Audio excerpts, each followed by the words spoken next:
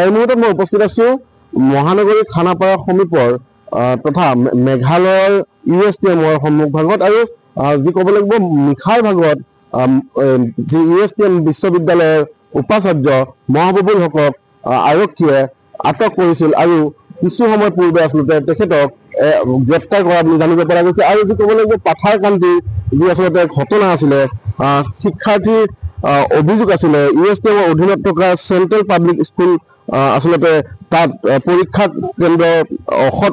উপায় অৱলম্বন কৰাৰ অভিযোগ উত্থাপন কৰি এক ঘটনাৰ সূত্ৰপাত ঘটিছিল আৰু তেনে হয়তো বিষয়ক লৈ আচলতে উপাচাৰ্যগৰাকীক এৰেষ্ট বা গ্ৰেপ্তাৰ